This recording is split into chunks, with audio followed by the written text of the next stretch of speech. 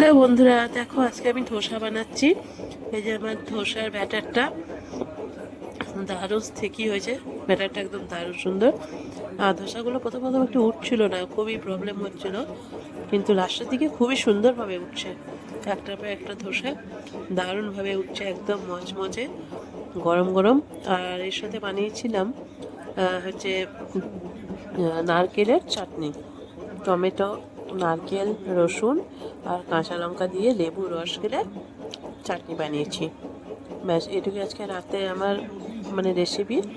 তোমরা কমেন্ট করে জানিও ধোসাগুলো কেমন হয়েছে বন্ধুরা, আর পারলে এসে খেয়ে যেও। কেমন দেখো, এভাবে বানাচ্ছি, ধোসাগুলো খুবই সুন্দরভাবে উঠছে, একটুও প্রবলেম হচ্ছে না। প্রথম প্রথম ওঠাতে পারছিলাম না, ভয় করছিল যে আদৌ হবে কি হবে না, ধোসাটা আছে খাওয়া খেতে পারবো কি না বুঝতে পারছিলাম না। কিন্তু না, যাক লাস্টের দিকে খুবই সুন্দরভাবে উঠছে, একদম ক্রাঞ্চি ক্রাঞ্চি, পুরো নিচেরটা খুব সুন্দর লাল হচ্ছিল, মানে একদমই দোকানের মতো।